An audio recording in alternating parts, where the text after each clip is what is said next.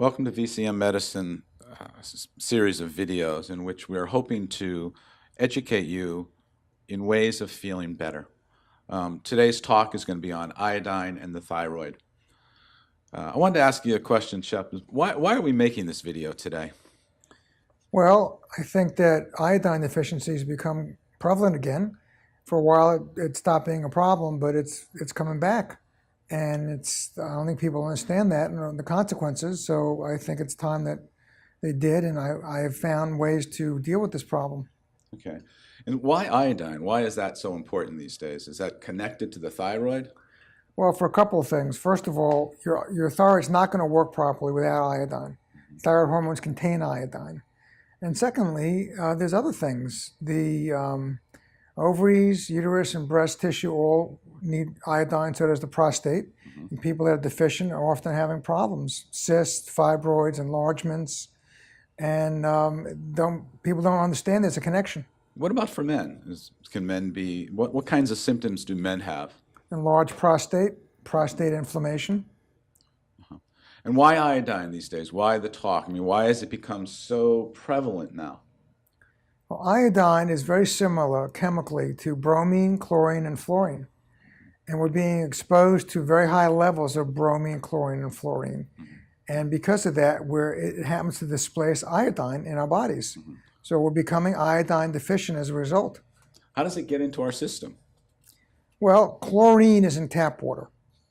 So drinking tap water, drinking beverages made from tap water, drinking food cooked in tap water, you're getting chlorine in your body.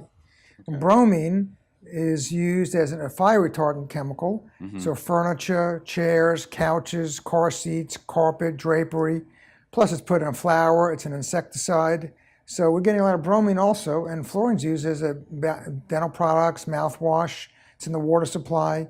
And I think today we're just experiencing high levels of these chemicals, and it's causing iodine deficiency, very widespread. Is there any way to test the fluorine and bromine? Actually, there is. You can do a lab test and find out your bromine levels pretty easily, and also whether your iodine's deficient. Okay. And lately, every person I've tested has been low in iodine and high in bromine. I think I remember reading that Dr. Brownstein, a thyroid expert, tested over 6,000 patients, and he's found that over 90% of them were deficient in iodine. That's correct. Dr. Brownstein is a guy that specialized in the use of iodine and thyroid conditions. He's a very well-respected national author. And I recently trained with him, and he said, yeah, I've tested over 6,000 people, and most of them are iodine deficient. And probably most of the people you test will be iodine deficient, and so far it's been right. So you've started providing support for your patients? Well, I've started testing, and I've started using Dr. Brownstein's protocols with some adaptation from my own experience. Okay. And it's been good. Yeah. If someone has Hashimoto's or Graves, tell me a little bit about that. What's going on about that condition? Well, Hashimoto's and Graves are autoimmune conditions, and if you have those are autoimmune thyroid conditions. Okay. Then taking iodine poses some problems because you can make those conditions worse if you don't do this carefully. Right. And many of these people have been given iodine and they've had bad reactions. And they falsely concluded that it was the iodine, and it wasn't. It was how it was done. Okay. So you really need supervision. You need a lot of supervision if you have those problems. The problem is people don't know if they have those problems unless they've been tested. Okay. Some of them have those problems and don't realize that they have an autoimmune condition because no one ever tested them for that. And then they take iodine and they have a big reaction. So those are the people that are the most vulnerable. Okay.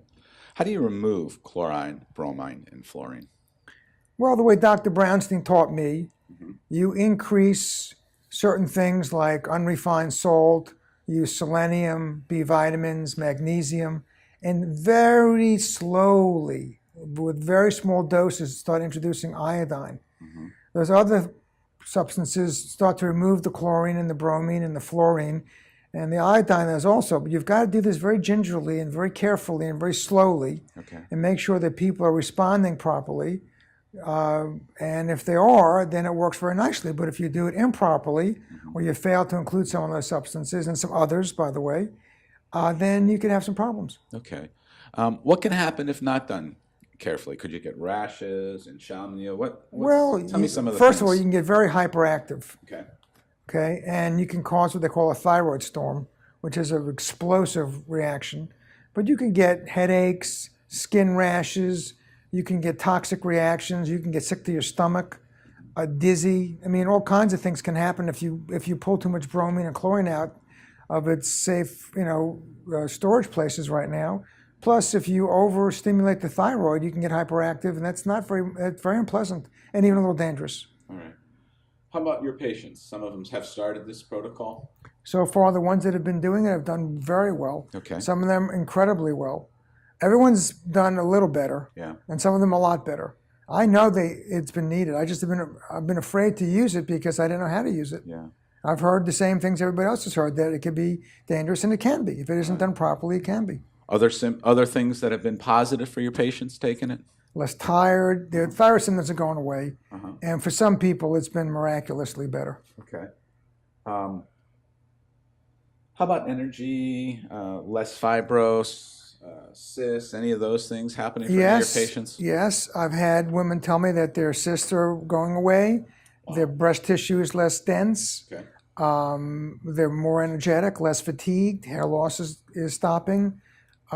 Depression's lifting. I mean, their hands are less cold. They just feel better. When you need it, you need it. Right. And if you don't have it, you're going to have some problems because of that. What about other recommendations? Do you have any other suggestions for people watching the video, for anything else that they can do?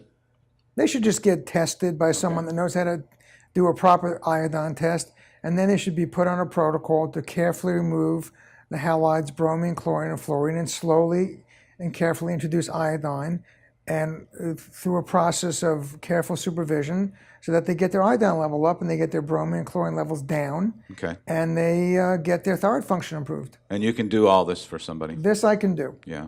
And also, it's important to get the iodine for the cysts and the fibroids, and to prevent those things from happening. They're very common. Okay. Well, thank you. All right, this concludes our short video on iodine and other chemicals and how you can help yourself prevent some of these issues that Shep Saltzman has talked about. Thank you.